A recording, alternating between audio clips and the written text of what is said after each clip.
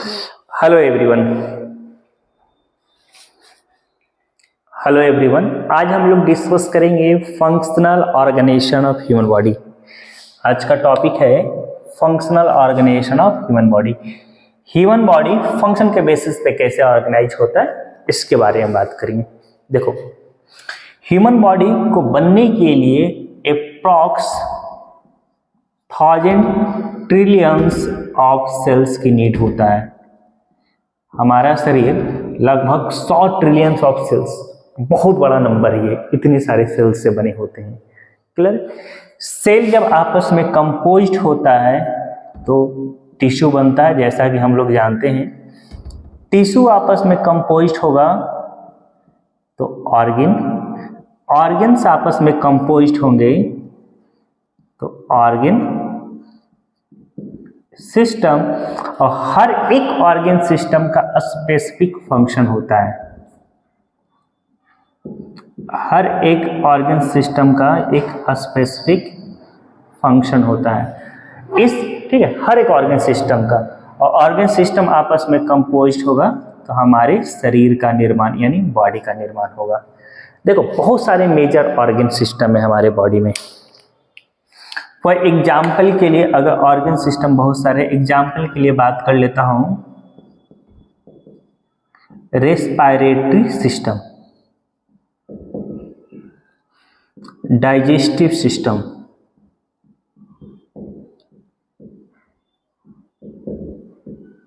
Reproductive system,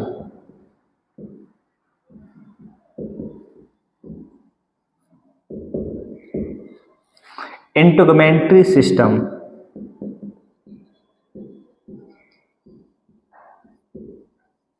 तो इस तरह से हम लोग में अप्रॉक्स 11 ऑर्गन सिस्टम है। हर एक ऑर्गन सिस्टम का एक खास काम होता है, एक स्पेसिफिक फंक्शन होता है। अगर रेस्पिरेटरी सिस्टम की बात कर ले रहे हैं, इसका स्पेसिफिक फंक्शन है ब्रीदिंग एंड रेस्पिरेशन। ठीक है, डाइजेस्टिव सिस्टम का फंक्शन देखेंगे तो फूड डाइजेशन। रिप्रोडक्टिव सिस्टम का मेजर फंक्शन देखेंगे तो रिप्रोडक्शन। इंटीग्यूमेंट्री सिस्टम का मेजर फंक्शन देखेंगे तो प्रोटेक्शन, टेम्परेचर रेगुलेशन। तो आज की क्लास में हम लोग डिस्कस करेंगे कि हमारा जो ह्यूमन बॉडी है वो डिफरेंट ऑर्गन सिस्टम से जो कंपोज्ड होता है, हर किसी का स्पेसिफिक जो फंक्शन होता है उसके बारे में डिस्कस करेंगे। दैट मीन्स इस क्लास में हम लोग डिस्कस करेंगे ऑर्गन सिस्टम किससे बना होता है, किस ऑर्गन से बना होता है ये, और उस ऑर्गन सिस्टम का अपना स्पेसिफिक क्या फंक्शन है, इस बात पर डिस्कस करेंगे। तो शुरुआत करते हैं। सबसे पहला फंक्शन है दैट इज इंटीग्यूमेंट्री सिस्टम। देखो, इंटीग्यूमेंट्री सिस्टम, ह्यूमन बॉडी का इंटीग्यूमेंट्री सिस्टम में देखेंगे तो कुछ मेजर ऑर्गन से ये बना होता है। That means integumentary system consist of skin, hairs, nails, और स्किन के अंदर जो ग्लैंड्स होते हैं उससे, like sweat gland. That means integumentary system human body का बना होगा स्किन, हेयर, नेल्स, और स्किन में जो सिचुएटेड होते हैं ग्लैंड्स उससे, like sebaceous gland, sweat gland, ये सब से। इंटीग्यूमेंट्री सिस्टम का सबसे मेजर फंक्शन देखेंगे, इंटीग्यूमेंट्री सिस्टम का सबसे मेजर फंक्शन है कवरिंग। ये बॉडी को कवर करके रखता है। स्किन मदद करता है कवरिंग के लिए। ये स्किन बॉडी कवरिंग फॉर्म करता है। और स्किन के बारे में बात कर ले तो ये हमारे बॉडी का लार्जेस्ट ऑर्गन है। ठीक है, सबसे बड़ा ऑर्गन स्किन ही है और ये बॉडी कवरिंग का काम करता है। ठीक है, साथ में प्रोटेक्शन का काम करता है। ठीक है, ये बॉडी को प्रोटेक्ट करता है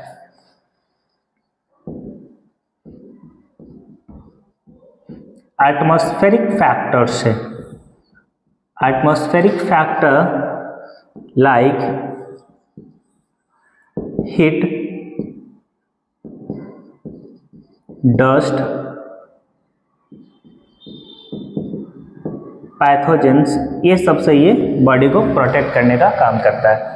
ठीक है, दैट मीन्स स्किन हमारे बॉडी को कवर कर रहा है, और कवर करने के साथ साथ ये बाहर के जो भी फैक्टर्स है जो बॉडी के लिए हार्मफुल हो सकता है उससे ये प्रोटेक्ट कर रहा है। देखो यहाँ पे एक वर्ड मैं लिखा हूँ, पैथोजेंस। पैथोजेंस कहने का मतलब है डिजीज कॉजिंग माइक्रोब्स। जो शरीर में डिजीज कॉज कर सकता है माइक्रोब्स, उसे हम लोग पैथोजेंस कहते हैं। माइक्रोब्स कहने का मतलब है माइक्रो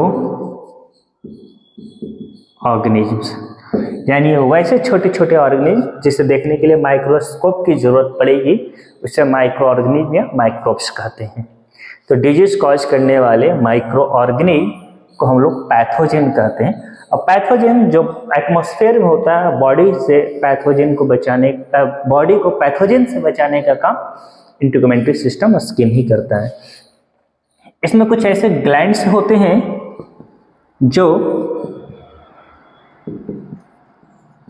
टेम्परेचर रेगुलेशन का काम करता है।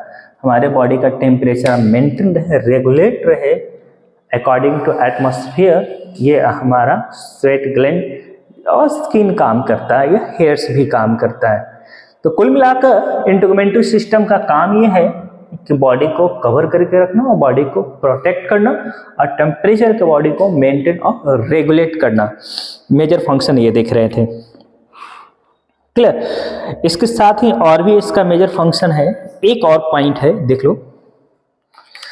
ये स्किन होता है, ये सेंस ऑर्गन की तरह भी काम करते हैं। ये स्किन सेंस ऑर्गन की तरह काम करता है। सेंस ऑर्गन करने का मतलब है कि ये किसी भी सेंस जैसे टच, हीट, पेन, ये सबको रिसीव करने का काम करता है। दैट मीन्स इसका फंक्शन की बात कर लेते हैं तो एक्ट एज सेंस रिसेप्टर। ठीक है, जैसे अगर मान लीजिए यहाँ पे ऐसे पिन कर रहे हैं, तो इस पिन करने के पिन को महसूस स्किन के द्वारा ही हमारे ब्रेन के पास आता है। तो ये सेंस को भी रिसीव करने का काम कर रहा है। सबसे बड़ा सेंसरी ऑर्गन भी स्किन है। तो इंटीग्युमेंट्री सिस्टम बॉडी कवर करने का काम, प्रोटेक्ट करने का काम, रेगुलेशन, टेम्परेचर रेगुलेट करेगा और सेंस को रिसीव करने का भी ये काम करता है। नेक्स्ट सिस्टम की बात कर लेते हैं तो स्केलेटल सिस्टम होगी। मैं इसे इरेज करता हूं।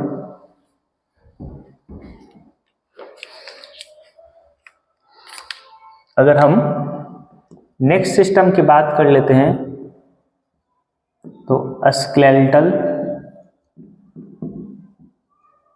सिस्टम। देखो स्केलेटल सिस्टम में क्या क्या होगा। स्केलेटल सिस्टम में बोन्स,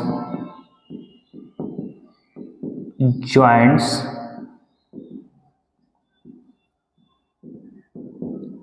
लिगामेंट्स, टेंडन्स, कार्टिलेज, ये सारे इंक्लूड होंगे।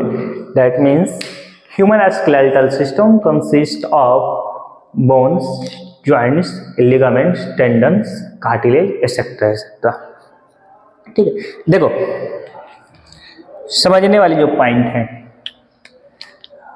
ह्यूमन बॉडी में जितने सारे बोन है सबको कलेक्टिवली स्केलेटन कहते हैं। हमारे बॉडी में जितने सारे बोन है सबको एक साथ कंबाइन करके स्केलेटन कहते हैं। और स्केलेटन से ही वर्ड आया है स्केलेटल सिस्टम। दो बोन आपस में जहां पे मिलेगा, दो बोन, जैसे ये बोन है, दो बोन आपस में जहां पे भी मिलेंगे, इस जगह को हम लोग जॉइंट कहते हैं। क्या कहते हैं? जॉइंट। और इसी जॉइंट पे बहुत सारे येलोइश कलर का, स्लाइटली येलो कलर का एक ग्रीस फॉर्म में एक स्ट्रक्चर होता है जिसे हम लोग लिगामेंट कहते हैं।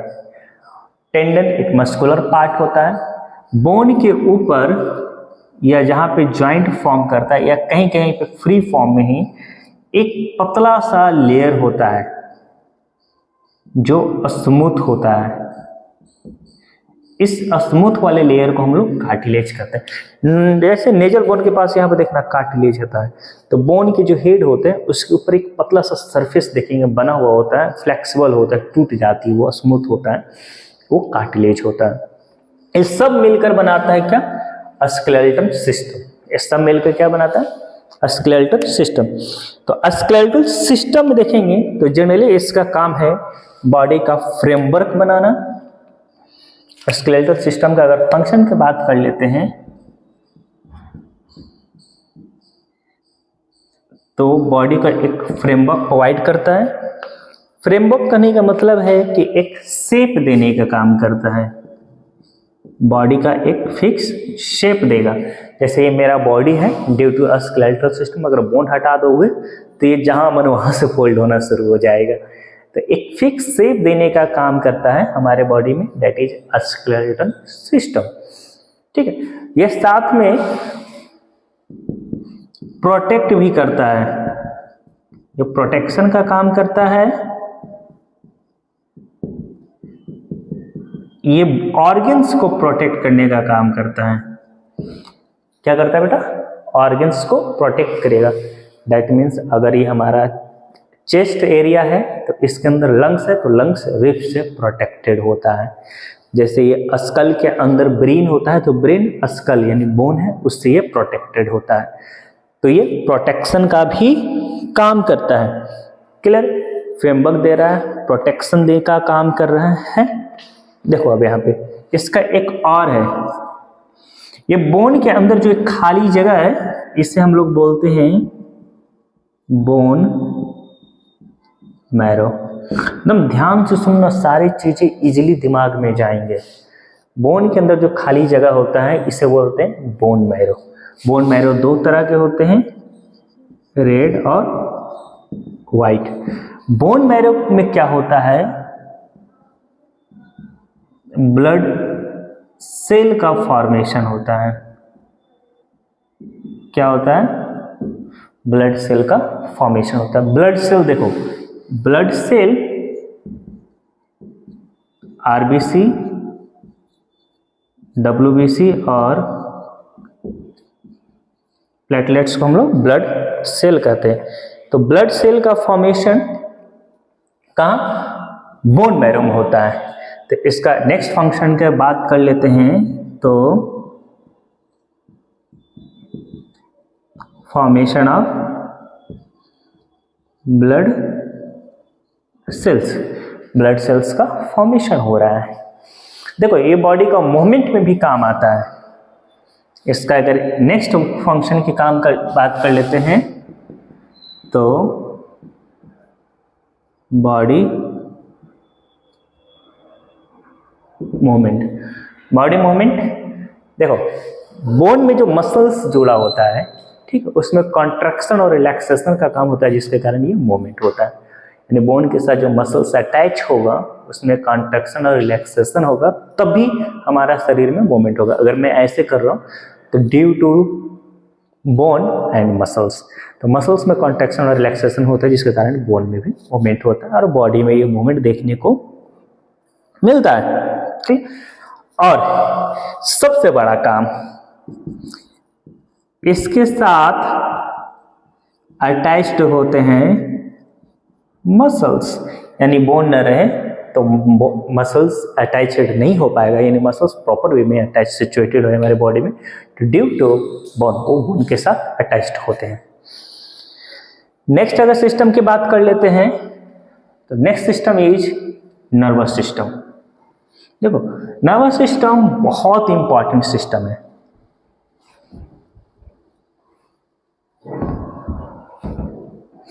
नेक्स्ट सिस्टम की बात कर लेते हैं। तो next system is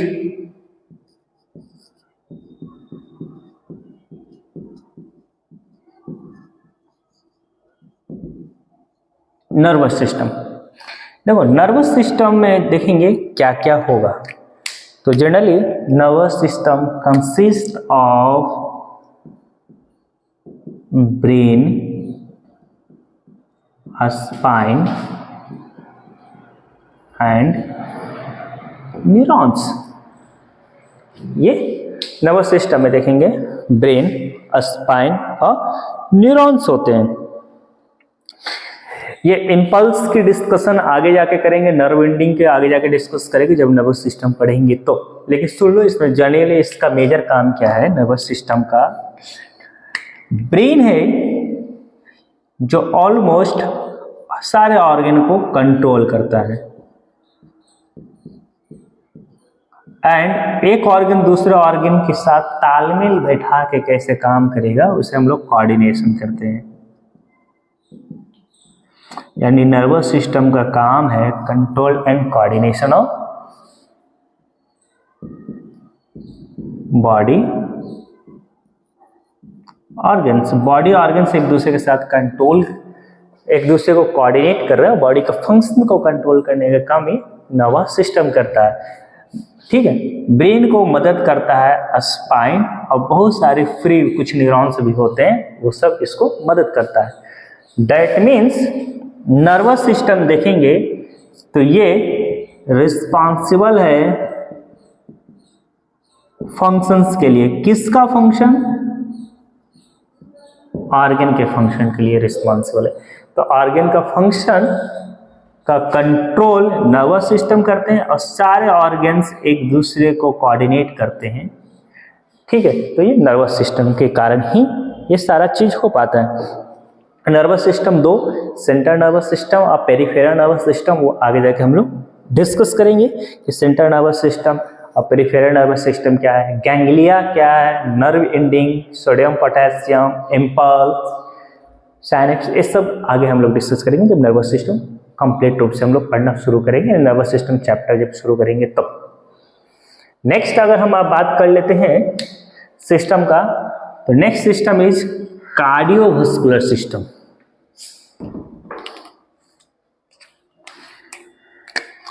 system number 4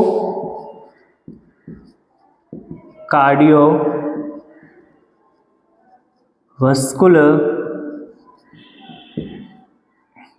system. देखो कार्डियोवास्कुलर सिस्टम में क्या क्या होगा। Cardio related to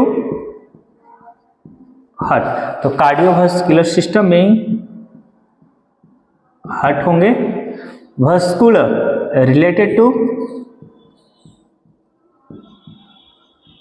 blood vessels, तो इसमें ब्लड आ जाएंगे। और ब्लड जिस ट्यूबुलर स्ट्रक्चर में फ्लो करता है उसे हम लोग ब्लड वेसल्स कहते हैं। ब्लड वेसल्स आर्टरी, वेन और कैपिलरी। देखो ब्लड वेसल्स पतला सा नली की तरह होगा जिसमें ब्लड फ्लो करेगा, दैट इज ब्लड वेसल्स। पतला ट्यूबुलर स्ट्रक्चर होता है नली की तरह जिसमें ब्लड फ्लो करता है, ब्लड वेसल्स। तो ब्लड जिस वेसल से फ्लो करेगा वो ब्लड वेसल्स है, और ब्लड को पंप करने में मदद करने का काम करता है हार्ट। ठीक, तो कार्डियोवास्कुलर सिस्टम में देखेंगे हार्ट, ब्लड और ब्लड वेसल्स मिलकर ये कार्डियोवास्कुलर सिस्टम यानी ह्यूमन बॉडी का कार्डियोवास्कुलर सिस्टम बनाने का कार्य करता है। क्लियर? देखो इसका काम क्या है। हार्ट का सबसे इंपॉर्टेंट काम है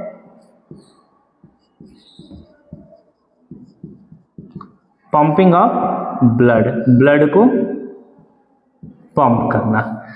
ठीक है, ये डीऑक्सीनेटेड ब्लड पूरी बॉडी से रिसीव करता है, देन ऑक्सीनेटेड ब्लड ये पूरी बॉडी में फेंकने का काम करता है, बीच में इसको लंग्स मदद करता है।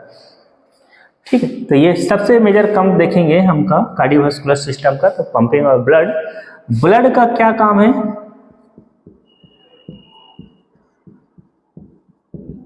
Transportation of material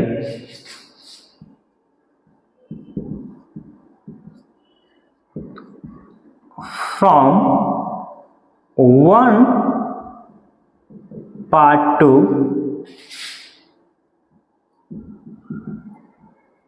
another part of same body। ये मटेरियल को ट्रांसपोर्ट करेगा बॉडी के एक पार्ट से दूसरे पार्ट में। कौन सा मटेरियल को ट्रांसपोर्ट करेगा? ये बहुत सारे ब्लड जो होते हैं बहुत सारे मटेरियल को ट्रांसपोर्ट करता है, जैसे ऑक्सीजन, कार्बन डाइऑक्साइड, हार्मोन्स। आप मेडिसिन यूज कर रहे हो तो मेडिसिन, ड्रग्स, ठीक है, एंजाइम्स, कुछ एंजाइम्स भी,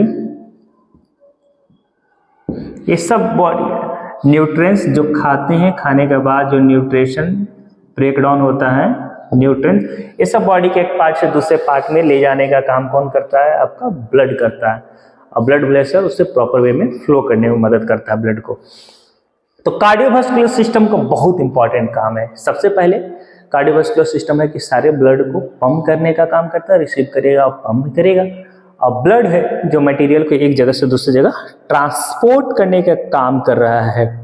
क्लियर? तो कार्डियोवास्कुलर सिस्टम देखेंगे कि बॉडी के अंदर जो भी मटेरियल ट्रांसपोर्ट हो रहा है एक जगह से दूसरी जगह with the help of cardiovascular system. Clear है? तो ये दो मेजर काम है कार्डियोवास्कुलर सिस्टम का। हाँ, कार्डियोवास्कुलर सिस्टम इनडायरेक्टली इन्वॉल्व होता है रेस्पिरेशन में। हाँ, क्या है कार्डियोवास्कुलर सिस्टम का? एक और देखेंगे, help in process of respiration. देखो बेटा, आराम से समझना है, रेस्पिरेशन एक केमिकल प्रोसेस है। क्या है? केमिकल प्रोसेस है जिसमें कोई भी न्यूट्रिएंट्स ब्रेकडाउन होता है, न्यूट्रिएंट्स टूटता है स्मॉलेस्ट पार्टिकल में, स्मॉलेस्ट पार्टिकल्स में। फॉर एग्जाम्पल के लिए ग्लूकोज ऑक्सीजन के साथ रिएक्ट करके कार्बन डाइऑक्साइड और वाटर बना रहा है, that process is called respiration. देखो, ब्रीदिंग सांस लेना और सांस छोड़ना है, और रेस्पिरेशन न्यूट्रिएंट्स को तोड़ना है। तो न्यूट्रिएंट्स और ऑक्सीजन दोनों यही ट्रांसपोर्ट करता है, सेल के अंदर तक ले जाने में मदद करता है, कैपिलरीज के द्वारा जाती है। यानी तो इनडायरेक्टली रेस्पिरेशन में भी कार्डियोवास्कुलर सिस्टम इन्वॉल्व है और कोऑर्डिनेट करता है रेस्पिरेटरी सिस्टम को। कार्डियोवास्कुलर सिस्टम कोऑर्डिनेट कर रहा है रेस्पिरेटरी सिस्टम को। यहां तक समझ में आ रही होगी। नेक्स्ट सिस्टम की बात कर लेते हैं। तो next system is respiratory system. देखो, बहुत सारे लोग कंफ्यूज होते हैं रेस्पिरेशन और ब्रीदिंग में। इट्स टू अनदर, ये तो अलग अलग चीजें हैं, रेस्पिरेशन और ब्रीदिंग।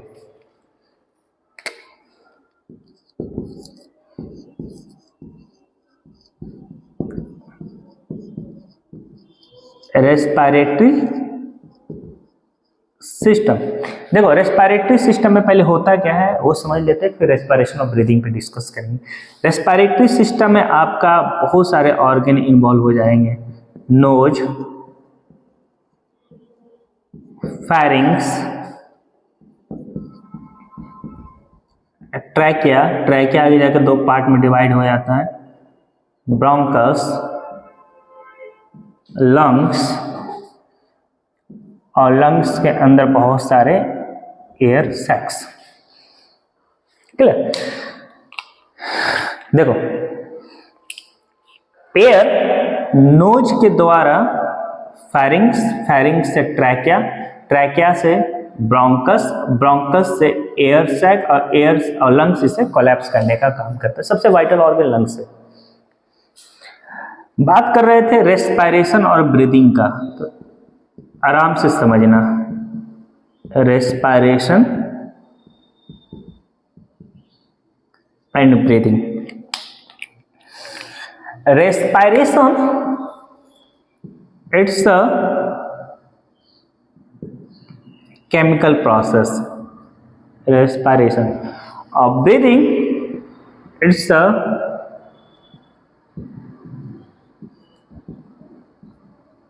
Physical process. ब्रीदिंग में क्या होता है, एयर लेते हैं और एयर छोड़ते हैं। सिंपल वे में बोला जाए तो inhalation of air and acceleration of air, air को लेना और एयर छोड़ना। केमिकल प्रोसेस रेस्पिरेशन में देखते हैं तो ये है ब्रेकडाउन ऑफ न्यूट्रिएंट्स। हम लोग देखो सांस ले रहे हैं, सांस छोड़ रहे हैं, इस प्रोसेस को हम लोग ब्रीदिंग कहेंगे। और जो कुछ खाते हो, जैसे मान लिया जाए आपने खाना खाया, एक प्रोसेस होगा डाइजेशन। डाइजेशन के प्रोसेस में फूड से न्यूट्रिएंट्स का ब्रेकडाउन होगा, ठीक है। न्यूट्रिएंट्स जैसे carbohydrate, protein, fat, vitamin, mineral, water, fibre, और ये अगर टूट रहा है, इसका ब्रेकडाउन होगा तो क्या बनेगा, मिलेगा हमारे शरीर को एनर्जी। और this process is called respiration. For example के लिए यहाँ पे समझो, एक न्यूट्रिएंट्स है ग्लूकोज यानी सिंपल कार्बोहाइड्रेट, ये ऑक्सीजन के साथ जैसे ही रिएक्ट करेगा सेल के साइटोप्लाज्म के अंदर तो बनेगा कार्बन डाइऑक्साइड, वाटर और एनर्जी रिलीज करेगा। This process is called respiration. तो रेस्पिरेशन टोटली केमिकल प्रोसेस है जो सेल के अंदर यानी किसी फ्लूइड वाले मटेरियल में होगा। और ब्रीदिंग ये फिजिकल प्रोसेस है जिसमें सांस लेंगे, सांस छोड़ेंगे। ये सारा ऑर्गन्स, इवन ये सारा इन्वॉल्व होता है ब्रीदिंग के प्रोसेस में, ठीक है। ब्रीदिंग के लिए ये सब जिम्मेवार होता है। तो अब बात कर लेते हैं रेस्पिरेटरी सिस्टम के फंक्शन को। तो रेस्पिरेटरी सिस्टम के अगर फंक्शन में देखेंगे तो सबसे पहला फंक्शन तो निकल के आता है ब्रीदिंग, सेकेंड फंक्शन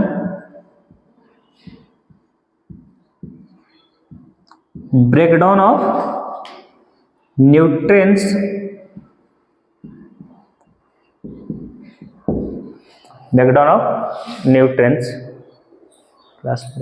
और थर्ड फंक्शन की बात कर लेते हैं तो तीसरा फंक्शन आएगा, हाँ थर्ड फंक्शन की बात कर लेते हैं तो तीसरा फंक्शन यहाँ पे आएगा क्या, ऑक्सीजन, डीऑक्सीनेटेड ब्लड कन्वर्ट होता है ऑक्सीनेटेड में। समझो पहले हमारी पूरी बॉडी से डीऑक्सीनेटेड ब्लड इस चैम्बर में आएगा, यहाँ से ब्लड दोनों लंग्स में जाएंगे, यहाँ से ब्लड दोनों लंग्स में जाएगा, लंग्स से वापस ब्लड इस चैम्बर में आएगा और इस चैम्बर से यहाँ से पूरी बॉडी में। ये सिंपली समझने के लिए मैं बताया हूँ। तो समझो, दो वर्ड को मैं बार बार इस्तेमाल कर रहा हूँ, यहाँ पे देखो, deoxygenated blood and oxygenated blood. D का मतलब होता है लेस, डी का मतलब लेस, तो वैसा ब्लड जिसमें ऑक्सीजन कम होगा, ऑक्सी फॉर ऑक्सीजन, तो वैसा ब्लड जिसमें ऑक्सीजन कम होगा डीऑक्सीनेटेड होगा, वैसा ब्लड जिसमें ऑक्सीजन होगा ऑक्सीनेटेड ब्लड होगा। तो तो पूरे बॉडी से डीऑक्सीजनेटेड ब्लड पूरे बॉडी से हार्ट के ऊपर का राइट चैम्बर में जाएगा। समझने के लिए बोल रहा हूँ, उसका नाम राइट ऑरिकल है। आगे जब हम लोग हार्ट पढ़ेंगे तो देखेंगे। हार्ट के ऊपर वाले के राइट चैम्बर में जाएगा। वहां से ब्लड हार्ट के, ठीक है, हार्ट के राइट चैम्बर के नीचे वाले में आएंगे, जो ब्लड है उसके नीचे का राइट चैम्बर में आएगा। फिर उसके बाद ब्लड लंग्स में जाएंगे। हाँ, तो वापस आते हैं, यहां से ब्लड लंग्स में जाएंगे। अभी तक जो ब्लड जा रहा है वो डीऑक्सीनेटेड ब्लड ही जा रहा है। लंग्स में डीऑक्सीनेटेड ब्लड कन्वर्ट होगा ऑक्सीजनेटेड में, यानी लंग्स में डीऑक्सीनेटेड ब्लड ऑक्सीजन में कन्वर्ट होगा और लंग्स से वापस हार्ट के लेफ्ट साइड के ऊपर वाले चैम्बर में आएंगे। फिर लेफ्ट साइड के ऊपर वाले चैम्बर से ब्लड लेफ्ट साइड के नीचे वाले चैम्बर में आएगा और ये जब पंप करेगा तो पूरी बॉडी में ब्लड जाएगा। दैट मीन्स लंग्स इन्वॉल्व है डीऑक्सीनेटेड ब्लड को ऑक्सीनेटेड में कन्वर्ट करने के लिए। तो डी ऑक्सीजनेटेड ब्लड कन्वर्ट हो रहा है ऑक्सीजनेटेड में, इसमें लंग्स इन्वॉल्व है। ये जो हार्ट का ऊपर वाले चैम्बर, नीचे वाले चैम्बर, राइट और लेफ्ट बोला हूँ, ये आगे में क्लास जब हार्ट पढ़ाएंगे तो वहाँ पे इजीली समझ में आएगा कि ऊपर से चैम्बर कौन है और नीचे चैम्बर कौन सा है। ठीक है, अभी सिर्फ मैं इतना समझा रहा था कि ब्लड कहाँ से कहाँ और कैसे मूव करता है। ठीक, एक बार फिर से देख लो, मैं बताता हूँ एकदम सिंपल आसान भाषा में। मान लो ये हमारे बॉडी का हार्ट है, 4 चैम्बर में हार्ट होते हैं। ठीक है, 4 चैम्बर ये हार्ट है। पूरी बॉडी से डीऑक्सीजनेटेड ब्लड यहाँ आएगा। रेड कलर मतलब डीऑक्सीजनेटेड ब्लड लिख रहा हूँ। डीऑक्सीजनेटेड ब्लड फिर आपका यहाँ जाएंगे। डीऑक्सीजनेटेड ब्लड यहाँ से दोनों तरफ लंग्स होता है वहाँ जाएगा। ठीक है, लंग्स के अंदर डीऑक्सीजनेटेड ब्लड कन्वर्ट होगा ऑक्सीजनेटेड में और लंग्स से ऑक्सीजनेटेड ब्लड इस चैम्बर में आएंगे। फिर उसके बाद ऑक्सीजनेटेड ब्लड यहाँ आएंगे और ये जब पंप करेगा तो ऑक्सीजनेटेड ब्लड हमारे पूरी बॉडी में सर्कुलेट करना शुरू कर देगा। रेड कलर डीऑक्सीजनेटेड और ब्लू कलर आपका ऑक्सीजनेटेड डिनोट किया हूं मैं। क्लियर? तो इसमें एक चीज क्लियर है कि लंग्स इन्वॉल्व हो जा रहा है ब्लड सर्कुलेशन में और डीऑक्सीजनेटेड ब्लड को ऑक्सीजनेटेड में कन्वर्ट करने का। तो रेस्पिरेटरी सिस्टम का ब्रीदिंग तो फंक्शन है ही, साथ में इसका फंक्शन हो जाएगा help in blood circulation. Blood circulation में ये मदद कर रहा है, न्यूट्रिएंट्स को ब्रेक डाउन कर रहा है, डीऑक्सीजनेटेड ब्लड को ऑक्सीजनेटेड में कन्वर्ट कर रहा है और ब्लड सर्कुलेशन में डायरेक्टली या इनडायरेक्टली इन्वॉल्व हो जा रहा है रेस्पिरेटरी सिस्टम। यहाँ तक क्लियर? नेक्स्ट हम लोग सिस्टम की बात कर लेते हैं। तो next system is digestive system. देखो, किसी को अगर कुछ समझ में नहीं आ रहा होगा तो कमेंट सेक्शन में कमेंट कर देना।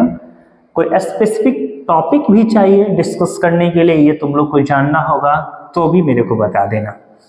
ठीक, नेक्स्ट सिस्टम की बात कर ले रहे, नंबर मैं भूल गया जो भी हो। नेक्स्ट सिस्टम की बात कर ले रहे, तो डाइजेस्टिव सिस्टम। देखो, डाइजेस्टिव सिस्टम में देखेंगे क्या क्या होगा। तो बोल सकते हैं human digestive system consist of mouth, esophagus, stomach,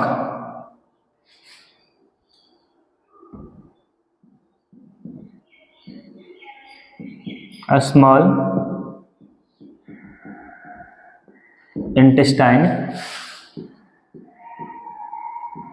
large intestine. Appendix भी इसमें आ जाती है। अपेंडिक्स जनरली डाइजेशन में इन्वॉल्व नहीं होता है बट पार्ट है। रेक्टम, एनस, और इसके साथ कुछ एसेसरी ऑर्गन्स होते हैं जो अटैच होते हैं, जैसे माउथ में होता है salivary glands, liver, gall bladder, pancreas. देखो डाइजेस्टिव सिस्टम, ये वर्ड आया है डाइजेशन से, ये वर्ड आया है डाइजेशन से। डाइजेशन भी एक तरह का देखेंगे, digestion is also chemical process. Digestion भी केमिकल प्रोसेस है जिसमें लार्ज मॉलिक्यूल ब्रेक डाउन होते हैं छोटे पार्टिकल्स में। That process is known as digestion. For example के लिए फूड का ब्रेकडाउन होता है न्यूट्रिएंट्स में, इस प्रोसेस को हम लोग डाइजेशन कहते हैं। तो डाइजेशन का प्रोसेस के लिए बहुत सारे ऑर्गन इन्वॉल्व है। जनरली डाइजेशन का जो प्रोसेस होता है हमारा स्टमक, माउथ, स्मॉल इंटेस्टाइन और लार्ज इंटेस्टाइन, इसमें डाइजेशन होता है, यानी जो भी खाते हैं फूड है वो टूटने का, ब्रेकडाउन होने का काम होता है। फर्स्ट डाइजेशन हम लोग में माउथ से होता है। क्या होता है? माउथ। हमेशा याद रखना है कि डाइजेशन के प्रोसेस के लिए एक बहुत ही इंपॉर्टेंट एलिमेंट है जिसकी जरूरत पड़ेगी, दैट इज एंजाइम्स। बिना एंजाइम्स का डाइजेशन संभव नहीं है। एंजाइम, ठीक है, माउथ से मैंने बोला कि डाइजेशन शुरू हो जाता है, यानी माउथ में एंजाइम्स निकलना शुरू होता है। एंजाइम जो निकलते हैं वो माउथ में वो सैलिवरी ग्लैंड से निकलता है। सैलिवरी ग्लैंड से जो एंजाइम निकलता है वो होता है सलाइवा।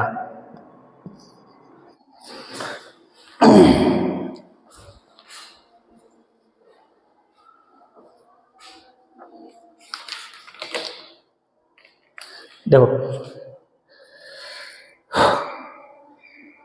सलाइवा जिसे हम लोग लार बोलते हैं, ये माउथ के अंदर जो सैलिवरी ग्लैंड होता है वहां से रिलीज होती है। मीन्स फर्स्ट डाइजेशन आपका माउथ से स्टार्ट हो जाता है। फूड माउथ से ओएसोफेगस, ओएसोफेगस से स्टमक, स्टमक से स्मॉल इंटेस्टाइन, स्मॉल इंटेस्टाइन से लार्ज इंटेस्टाइन, फिर रेक्टम और एनस के द्वारा बॉडी के बाहर अनडाइजेस्टेड पार्ट होता है वो बाहर निकल जाती है। तो डाइजेस्टिव सिस्टम में हम लोग मेनली देख रहे हैं क्या कि फूड डाइजेस्ट हो रहा है, दैट मीन्स लार्ज मॉलिक्यूल टूट रहा है सिंपलेस्ट फॉर्म में। जिस तरह से सलाइवरी ग्लैंड से सलाइवा रिलीज होता है, लीवर से देखेंगे बाइल रिलीज होता है, और ये बाइल गॉल ब्लैडर में बाइल स्टोर होते हैं। उसी तरह पेनक्रियाज से पेनक्रिएटिक जूस रिलीज होता है। तो सलाइवा हो या वाइल हो या पेनक्रिएटिक जूस हो, स्टमक और इंटेस्टाइन के वॉल में बहुत सारे गैस्ट्रिक ग्लैंड्स होते हैं। ये गैस्ट्रिक ग्लैंड गैस्ट्रिक जूस निकालने का काम करता है, ठीक है, जो डाइजेशन में इन्वॉल्व होता है। एक गैस्ट्रिक ग्लैंड गैस्ट्रिक जूस निकालता है जो फूड डाइजेशन में इन्वॉल्व होता है। जूस का मतलब है लिक्विड फॉर्म होना, और ये एंजाइम होता है जो लिक्विड फॉर्म में होता है, और ये क्या है? एंजाइम होता है। तो ओवरऑल डाइजेस्टिव सिस्टम का काम क्या है? फूड को डाइजेस्ट करना, सिंपलेस्ट फॉर्म में लाना। और ये माउथ से स्टार्ट होता है और एनएस में एंड होते हैं, और इसके साथ salivary gland, liver, gall bladder, pancreas, ये सारे ऑर्गन सिचुएटेड होते हैं। नेक्स्ट अगर हम डाइजेशन की बात कर लेते हैं तो अगला डाइजेशन नेक्स्ट सिस्टम की बात कर लेते हैं तो नेक्स्ट सिस्टम है that is excretory system. Next system की बात कर लेते हैं तो नेक्स्ट सिस्टम है एक्सक्रीटरी सिस्टम। देखो excretory system that means excretion का प्रोसेस होगा। एक्सक्रीशन एक प्रोसेस है जिसमें से अनवांटेड प्रोडक्ट बॉडी के बाहर रिलीज होता है। एक्सक्रीशन ये बायोलॉजिकल प्रोसेस है जिसमें बॉडी का मेटाबॉलिक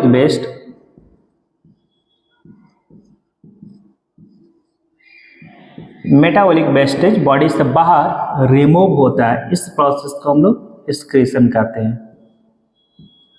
देखो मेटाबॉलिज्म क्या है, मैंने पहले ही बताया है। Metabolism that means total sum of chemical reaction. Body में जितने सारे केमिकल रिएक्शंस हो रहे हैं वो सब को एक साथ ऐड कर लो, उसे हम लोग मेटाबॉलिक बोलते हैं। तो मेटाबॉलिक के प्रोसेस में जो भी अनवांटेड प्रोडक्ट है जो बॉडी उसे यूटिलाइज नहीं कर सकता है, शरीर के बाहर हो जाए, उसे रिलीज करता है। इस प्रोसेस को हम लोग एक्सक्रीशन कहते हैं। ठीक है, तो एक्सक्रीशन के प्रोसेस में जो ऑर्गन इन्वॉल्व होता है दैट मीन्स हम कह सकते हैं कि एक्सक्रीटरी सिस्टम में जो प्रोसेस, एक्सक्रीटरी सिस्टम में जो ऑर्गन कंपोज्ड होता है वो होता है रीनल। रीनल को ही हम लोग किडनी कहते हैं। रीनल से दो ट्यूब आता है that is ureter, urinary bladder and urethra. ठीक है, हम लोग में ह्यूमन बॉडी में दो किडनी होता है। क्या? दो किडनी होता है। एक किडनी का मेजर काम है फिल्ट्रेशन करना, ब्लड को फिल्ट्रेशन करना। और जो भी मेटाबॉलिक वेस्ट प्रोडक्ट्स होता है लाइक अमोनिया, यूरिया, वो यूरेटर होते हुए यूरिनरी ब्लैडर में स्टोर होता है और टाइम टू टाइम यूरेथ्रा से बाहर ही रिलीज होता है। अगर इसके फंक्शन की बात कर लेते हैं एक्सक्रीटरी सिस्टम के फंक्शन को, तो एक्सक्रीटरी सिस्टम का बहुत सारे फंक्शन है, जैसे फिल्ट्रेशन,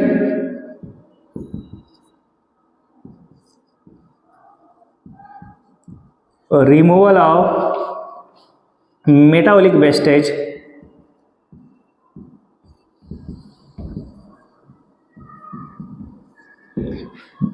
मेटाबॉलिक वेस्टेज को रिमूव करना, फिल्ट्रेशन हो गया, रिमूवल ऑफ मेटाबॉलिक वेस्टेज। और इसके फंक्शन की अगर हम बात कर लेते हैं तो फॉर्मेशन ऑफ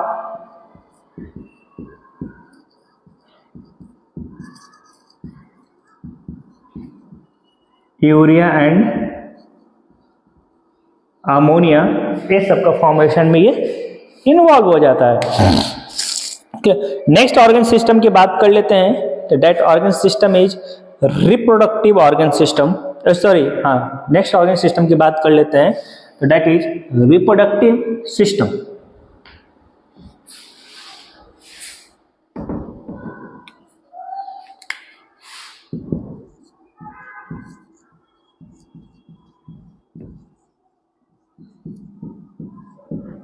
रिप्रोडक्टिव सिस्टम, देखो रिप्रोडक्टिव सिस्टम दो है। हम लोग में ह्यूमन में देखेंगे दो जेंडर होता है, एक मेल और एक फीमेल। मेल में जो रिप्रोडक्टिव सिस्टम होगा उसे मेल रिप्रोडक्टिव सिस्टम बोलेंगे और फीमेल में जो रिप्रोडक्टिव सिस्टम होता है उसे फीमेल रिप्रोडक्टिव सिस्टम बोलते हैं। दैट मीन्स यहाँ पे दो तरह के रिप्रोडक्टिव सिस्टम हम लोग को देखने को मिलेगा। ठीक, दो तरह के रिप्रोडक्टिव सिस्टम देखने को मिलेगा, एक male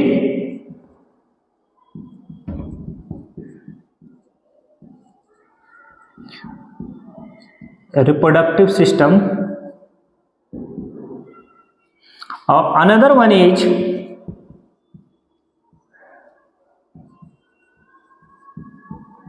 female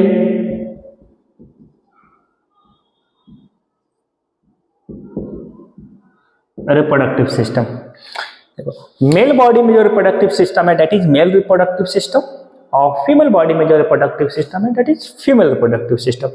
male reproductive system जो कंसिस्ट करेगा, मेल रिप्रोडक्टिव सिस्टम के पास क्या क्या है इस चीज पे थोड़ा गौर करना। मेल रिप्रोडक्टिव सिस्टम में सबसे मेजर ऑर्गन है दैट इज टेस्टिस, ये प्राइमरी रिप्रोडक्टिव है। फिर उसके बाद आता है डक्ट, जिसे सेमिनल वेसिकल्स बोलते हैं। पेनिस का पार्ट आ जाएगा। ये सब मेल रिप्रोडक्टिव सिस्टम। फीमेल में जो प्राइमरी रिप्रोडक्टिव ऑर्गन है दैट इज ओवरी। ओवरी से जो डक्ट आता है ओविडक्ट, फिर यूट्रस, फिर वेजाइनल पार्ट।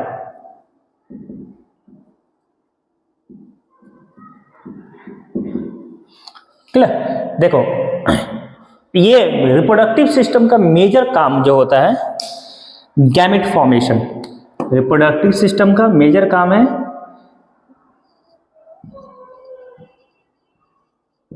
Gamete formation. अभी मैं बताऊंगा गैमेट क्या होता है। गैमेट फ्यूजन, गैमेट फॉर्मेशन और गैमेट फ्यूजन, ये रिप्रोडक्टिव सिस्टम का एक मेजर पार्ट आता है। देखो हम लोग में जो सेल होता है कंप्लीट सेल, जिसमें टोटल नंबर ऑफ क्रोमोसोम्स जो मौजूद है, टोटल नंबर ऑफ क्रोमोसोम, ठीक है, जिसे हम लोग सोमैटिक सेल के अंदर डालते हैं। गैमेट का मतलब है वैसा सेल जिसके पास हाफ नंबर ऑफ क्रोमोसोम्स हो।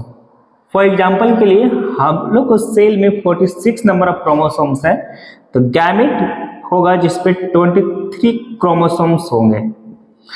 मेल बॉडी में जो प्रोड्यूस होगा उसे हम लोग मेल गैमेट बोलेंगे, जिसके पास मेल गैमेट का टोटल क्रोमोसोम्स का हाफ होता है, यानी 23। इसे हम लोग डिनोट इंग्लिश लेटर के एन से करते हैं।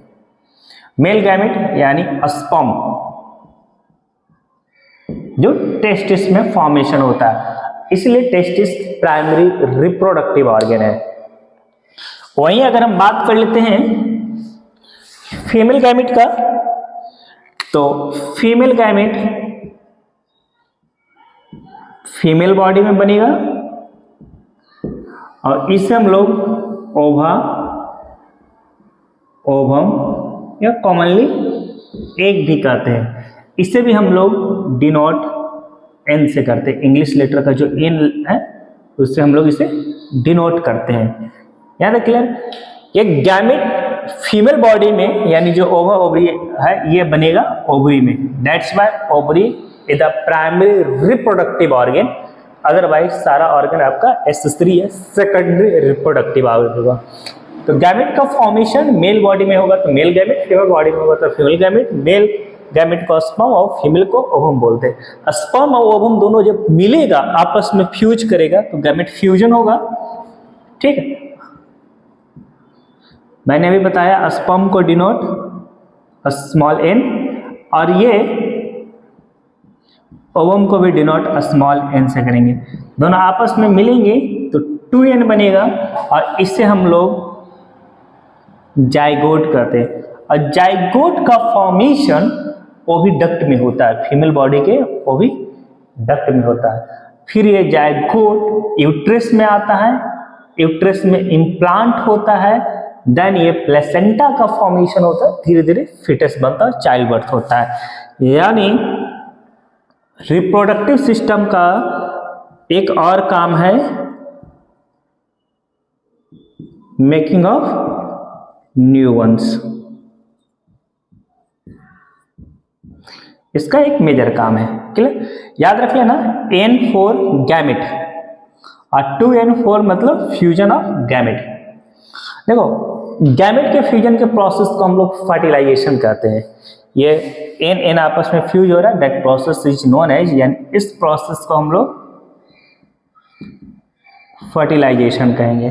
फर्टिलाइजेशन एक प्रोसेस है जिसमें मेल गैमेट फीमेल गैमेट के साथ फ्यूज होगा, एक जाइगोट बनाता है। और zygote is the first complete cell जहां से लाइफ शुरू होती है। जाइगोट पहला कंप्लीट सेल है जहां से लाइफ शुरू होता है। यहाँ तक क्लियर है। फिर ये जाइगोट ओविडक्ट से यूट्रस में आता है, यूट्रस में इम्प्लांट होता है, प्लेसेंटा का फॉर्मेशन होता है, धीरे धीरे उसमें डिवीजन होता है जाइगोट के सेल में, डिवाइड होते होते ये फिटस का फॉर्म करता है, फिर एक टाइम पीरियड के बाद फिटस का बर्थ होता है। क्लियर, बर्थ हो रहा है, दैट मीन्स एक नया वंश का फॉर्मेशन हो रहा है। तो रिप्रोडक्टिव सिस्टम का मेजर यही काम है, गैमेट बनाना, गैमेट का फ्यूजन होना, दैट मीन्स जाइगोट फॉर्मेशन, और फिर उसके बाद एक नया वंश का फॉर्मेशन होना।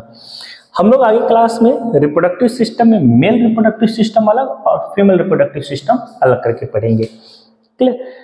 नेक्स्ट अगर हम लोग बात कर लेते हैं रिप्रोडक्टिव सिस्टम के बाद, तो जो सिस्टम आता है दैट इज एंडोक्राइन सिस्टम, जिसे हम लोग हार्मोनल सिस्टम भी कहते हैं।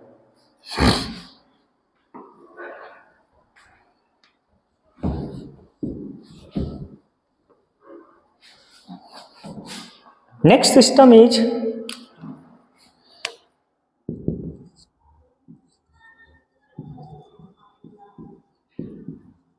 Endocrine system. इसे हम लोग हार्मोनल सिस्टम भी कहते हैं। समझ में आ रहा है, यानी वैसे ऑर्गन के बारे में स्टडी करेंगे जो हार्मोन्स रिलीज करते हो, दैट मीन्स ग्लैंड के बारे में बात करेंगे। इसमें जब भी हम लोग पढ़ेंगे तो एंडोक्राइन